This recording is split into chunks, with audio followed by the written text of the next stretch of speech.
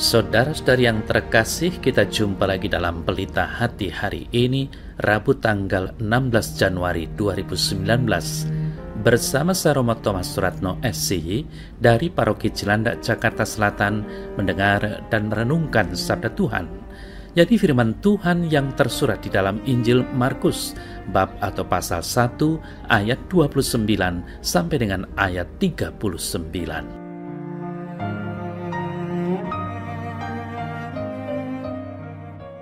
Sekeluarnya dari rumah ibadat di Kapernaum, Yesus dengan Yakobus dan Yohanes pergi ke rumah Simon dan Andreas. Ibu mertua Simon terbaring karena sakit demam. Mereka segera memberitahukan keadaannya kepada Yesus. Yesus pergi ke tempat perempuan itu dan sambil memegang tangannya, Yesus membangunkan dia, lalu lenyaplah demamnya. Kemudian perempuan itu melayani mereka.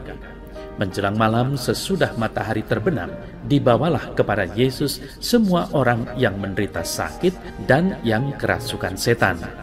Maka berkerumunlah seluruh penduduk kota itu di depan pintu. Ia menyembuhkan banyak orang yang menderita bermacam-macam penyakit dan mengusir banyak setan. Ia tidak memperbolehkan setan-setan itu berbicara, sebab mereka mengenal dia. Keesokan harinya, waktu hari masih gelap, Yesus bangun dan pergi keluar. Ia pergi ke tempat yang sunyi dan berdoa di sana. Tetapi Simon dan kawan-kawannya menyusul Yesus. Waktu menemukan Yesus, mereka berkata, "Semua orang mencari Engkau." Jawab Yesus, "Marilah kita pergi ke tempat lain, ke kota-kota yang berdekatan, supaya di sana juga aku memberitakan Injil, karena itu aku telah datang." Lalu pergilah Yesus ke seluruh Galilea, memberitakan Injil dalam rumah-rumah ibadat mereka dan mengusir setan-setan.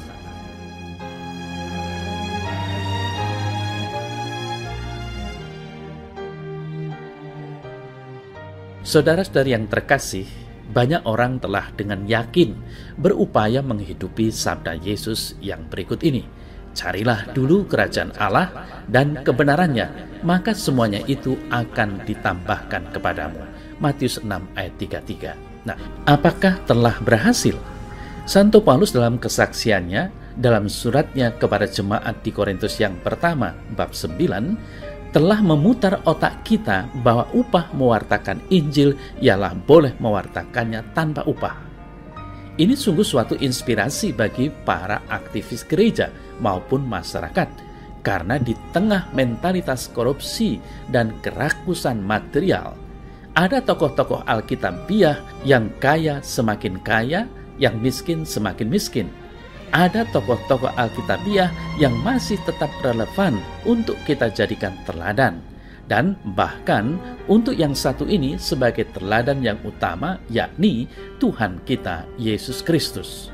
Pemberian diri secara total demi kebahagiaan sesama manusia adalah kandungan dari makna cinta kasih yang menjiwai kiprah Yesus, baik melalui kata-kata maupun karya-karyanya. Santo Paulus mau menjadikan dirinya sebagai hamba dari semua orang supaya boleh memenangkan sebanyak mungkin orang. Ingatlah bahwa Yesus itu lebih dari Paulus. Dia memberikan dirinya untuk menyembuhkan semakin banyak orang dan bukan melulu mertua Petrus beserta orang-orang di sekitar Kapernaum. Dia mau berkorban untuk keselamatan seluruh umat manusia. Karena itulah sukses lokal menyembuhkan ibu mertua Petrus dan orang-orang di sekitar Kapernaum tidak hendak dipertahankan oleh Yesus. Dia mau agar di seluruh tanah Kanaan dan di seluruh ujung bumi diwartakan kerajaan Allah. Marilah kita pergi ke tempat lain, ke kota-kota yang berdekatan, supaya di sana juga aku memberitakan Injil, karena untuk itu aku datang. Saudara-saudari yang terkasih, kedengarannya agak janggal. Mengapa Tuhan Yesus bersikap begitu? Tidakkah lebih baik tinggal di situ sementara waktu, sehingga lebih banyak orang di situ yang mendapat kesembuhan? Tidakkah dengan banyak menyembuhkan orang di situ, maka namanya akan semakin populer? Itulah yang kita pikirkan dan kita inginkan. Namun Tuhan Yesus mempunyai pemikiran dan kehendak yang berbeda. Dia tidak menginginkan popularitas dalam karya. Dia menghendaki supaya di mana-mana banyak orang yang mendengar pewartaannya dan merasakan jamahan tangannya yang menyembuhkan.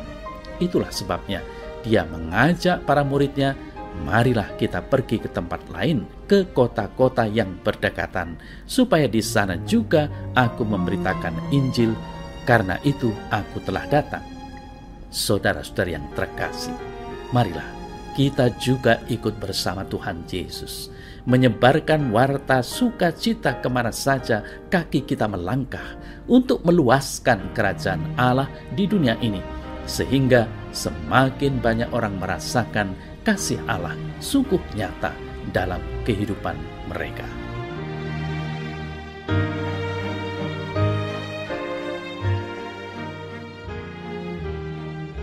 Ya Tuhan Yesus Kristus, bila aku sukses di suatu tempat, ajarlah aku, supaya aku tidak menjadi sombong atau congkak, melainkan jadikanlah hatiku seperti hatimu yang lembut dan rendah hati, agar aku juga dapat menyebarluaskan warta sukacitamu itu ke seluruh penjuru dunia, melalui perkataan dan perbuatanku. Terpujilah Engkau Tuhan, kini dan sepanjang masa. Amin.